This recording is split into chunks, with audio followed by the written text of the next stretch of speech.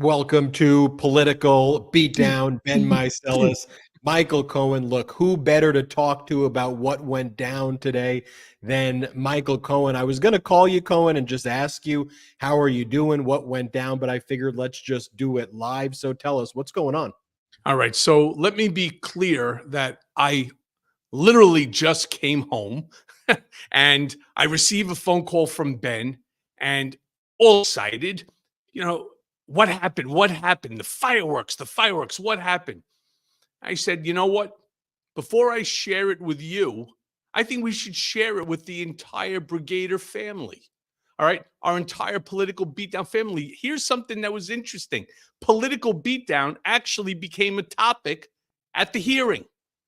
She wanted to know about my two podcasts, wanted to know how successful they are, how much revenue is determined. Do you have advertisers? So I said to her, I was like, what kind of relevance is my podcasts with Ben or mine on my own? What's the relevance to this case? To which the judge acknowledged, and it moved on. But how stupid, because they actually know how successful Political Beatdown is, how successful Patreon is. They're following everything. I wouldn't be shocked if one of the people that's on there is probably them in disguise. But several things happened today. First and foremost, they fell flat on their face as it related to impeaching me, my credibility, and so on. Yes, I acknowledge there are things that I did wrong. I acknowledged it. However, one of the things they tried to do is to impeach me, where I turn around and I say it on this podcast, on Mea Culpa, on television, in my books, both Disloyal and Revenge, that I did not commit tax evasion. I didn't. And the fact that I did not misrepresent anything to the bank in order to determine a HELOC.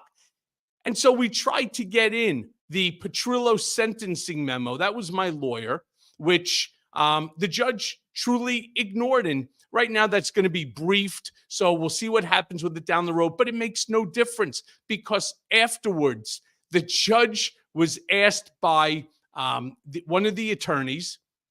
They made a motion in order to dismiss the case, a directed verdict. And the judge looked and he was like, what? So he goes, we're making a motion for a directed verdict based on the fact that Mr. Cohen is a convicted perjurer. And that, I mean, this is definitely a Trump play out of a playbook, and it fucking fell short like you can't imagine. They thought they were going to get a directed verdict based upon the fact that they took one line, which is actually not inaccurate, though it's not clear, but they thought they were going to get one line out of a 500-page congressional hearing and use that to impeach my credibility and to get a directed verdict. Not once, but twice, they made motions for a directed verdict, to which the judge ultimately said, absolutely not, absolutely denied. And with that, Trump threw his hands up, starts yelling like the diaper Donald baby that he is. And, oh, I didn't get my way, I didn't get my way, thinking that Michael Cohen is the only witness. He's the key witness. The judge turned around and said, Michael Cohen may or may not be the key witness. There are many witnesses here. In fact, there's enough documentation already on this case to fill up this courtroom. So he goes, no. And Donald was so fucking angry, he picked himself up and he ran out, kicking and screaming, yelling. Literally, they thought that by trying to denigrate me, if I tell you, and the record comes out, I'm going to do a search, how many times that these fucking lawyers for Donald turned around and called me a perjurer, a convicted felon, a liar, it's got to be in the thousands. Every other word by each and every one of them was felon, liar, convicted liar. That I don't even know when I'm lying because I'm just a liar. Meanwhile, I didn't lie on this. Why? Because I accepted the plea. I took the plea because, as you all know, when I first spoke with the prosecutors at the SDNY? Yeah, I did. I lied to the judge, accepted the plea when he said, did you commit this crime? And I said, yes. Why? Because if I didn't, in 48 hours, they were coming to my house with an 80-page indictment that was going to include my wife. I mean, I would fucking lie to God to protect her. And the fact that they know this, and everybody knew this, it's not like anything I'm saying now is new. I've been saying this since 5 years ago. So look, that got shut down. He freaked out. Now, here was the big keppa of the day. And it should have been dual. There should be duality in this. Donald attacked me again on his Truth Social posts, which he was warned not to do. And at the same time, after I left from the first break, he goes out and he sees all of the cameras. I mean, the gaggle there was like 400 or 500, and he can't help himself. So he stands in front of the gaggle and he starts to attack the judge. And in so doing, calling the judge a partisan hack, this or that. And that's okay. The judge doesn't care because the judge doesn't have it as part of the gag order. But what the judge does have as part of the gag order is it's the law clerk. And he says, I will not permit you to abuse my staff. You don't realize that your words can get somebody hurt or worse, killed. Put that guy's fat ass onto the stand and under oath, make him explain who the person, because he doesn't say her by name or even she. He just says the person next to the judge. That, of course, is the law clerk. He then turns around and lies. Why? Because he's a fucking perjurer himself, the biggest liar on the planet. He goes ahead and he says, I wasn't talking about her. I was talking about Michael Cohen. And so the judge, nobody in the courtroom believed a single thing that was coming out of his mouth. And of course, his lawyers start to advocate for him because they're just sycophantic morons themselves. So all of a sudden, the judge turns around and goes, I don't believe you, and fines him $10,000 and also warns him that one more time, if you do it, there's going to be very significant and severe consequences. So let's just all acknowledge that Donald can't keep his mouth shut. He had to try to steal the thunder, the spotlight. He does. The worst thing is to put him in front of a camera, because every time he does, he implicates himself on something. And so those are the two big takeaways. I am now finished. I am done. I've met my obligation. I feel very confident in the testimony. I do believe, as I had stated on Redirect, that Donald is like a mob boss. He does not tell you, for example, oh, go and inflate. No. He tells you, I'm not worth $5, maybe I'm worth $6 or $8 billion. And so go YouTube, go to the room and go figure it out. You know what he wants to do. He may not say it specifically, but then again, as I've always said, I've said it in the first book, Disloyal. I said it in the second book, Revenge. I talk about it on Mea Culpa. I talk about it here in Political Beatdown. Donald speaks like a mob boss, plain and simple. End of story. And you know what? They hurt themselves with the attempted impeachment of me on everything. It was an absolutely worthless exercise for them. And you know what? I am more certain today than I have ever been that Donald Trump is going to face very significant accountability. You've said afterwards in a very short press conference that you gave that when you saw Donald Trump, when you looked at him, and you've known him for a very long period of time, although you haven't seen him in 5 years being in a room, that he looked like a defeated man. Can you elaborate on what you meant by that? Yeah, especially, when he went running out of there after their motion for a directed verdict was denied twice. He throws his hands up. He gets all angry. He actually thought that he was going to be victorious, and he built up into his head the fact that they were going to be victorious. So I don't know if Salty, if he has the clip, love to show it, and then I'll explain a little more. Yeah, let's play that clip if we got it, Salty.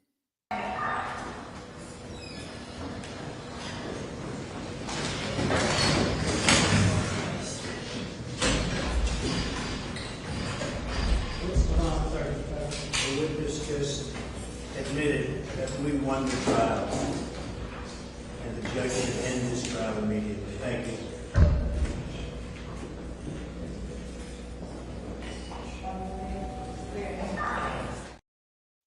What'd you make of that, Cohen? I mean, when was the last time that you ever saw Trump in front of a microphone in under 5 seconds? And listen to the way he's speaking, like he ran out of oxygen in his lungs. The judge is really, and it's really unfair. And all of a sudden, then you got Eric sitting there patting him on the back. Like, hey, don't worry, Dad. Don't worry, Dad. Yeah, you better start worrying because there's going to be a real problem here. What's your final message? And we're going to go on Political Beatdown tomorrow. I want to remind everybody as well to support the show. There's no outside investors for the Midas Touch Network or this show. And the way we keep building things like MeidasTouch.com, the way we build out the show is through our Patreon. Go to patreon.com/political beatdown, patreon.com/political beatdown, and we have a bunch of great exclusive features on Patreon. We're going to now be announcing as well the live Zoom where you could meet Michael Cohen as well. It's one of the great Patreon. Let's get that going. Let's get that going real quick. Yeah, we will. Let's figure out the exact day to announce that, but we're going to announce that in the next 24 hours. So make sure everybody joins patreon.com/political beatdown. Just kind of finally, Cohen, after you completed your testimony, there's obviously a lot more witnesses who are going to be coming in. What's your kind of final message to Donald Trump, the Trump kids in general, people who are there? Sure. So this case, according to Judge Engoron, is over December 22. And I actually thought I was going to be on for more than 2 days. I'm thankful that I'm not. It's an exhausting experience. But as I said before, I am more certain today. Nothing that they asked me hasn't been asked and answered a dozen times. A dozen. So what they thought they were getting out of this, how they thought they were going to end up getting a directed verdict, what? I mean, somewhere along the line, this C-team group of lawyers, these bunch of just fucking assholes, especially this Chris Kise, goddamn, he's sitting there attacking me on a regular basis. Oh, I'm a serial liar. And so what am I fucking, tricks? I'm a lying rabbit. I mean, I don't even understand what the hell he's talking about. Everything that I say is a lie. Really?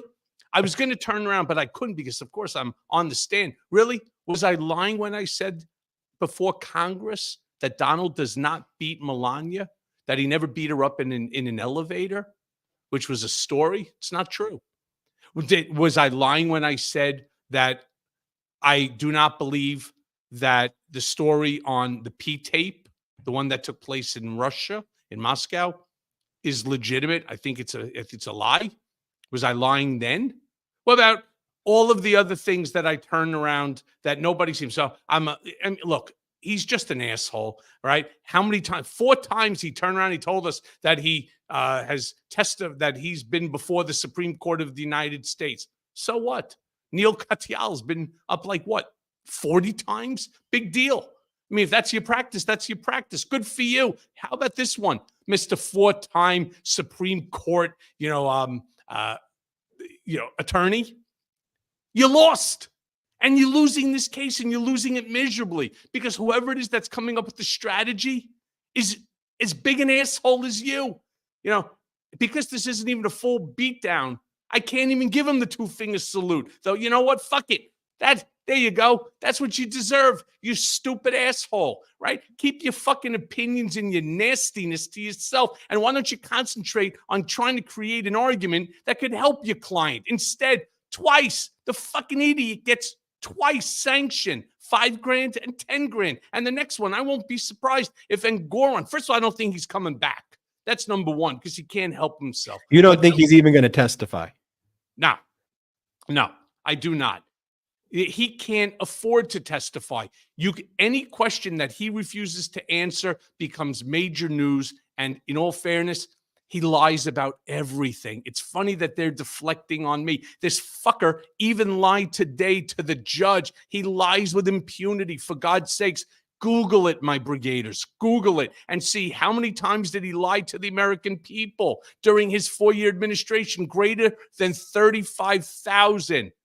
Yeah, I lied. I said I pled guilty to things I didn't do, like the tax evasion, but I've been saying the same thing literally in this Petrillo sentencing memo. I ask everybody, look it up. I mean, you could read it, especially pages like 14 to 17. It's spelled out right there. I haven't changed my story. All right. So look, I'm going to continue to push. I'm going to continue to fight. I have more.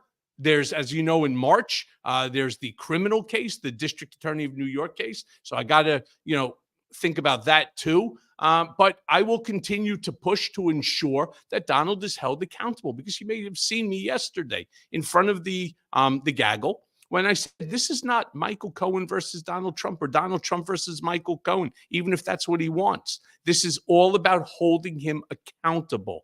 Plain and simple. And we brigaders, we will hold him accountable. Rest assured, because again, I have never been more sure, especially after the testimony that I provided on direct, that Donald Trump will be held accountable, and the number is going to be real significant.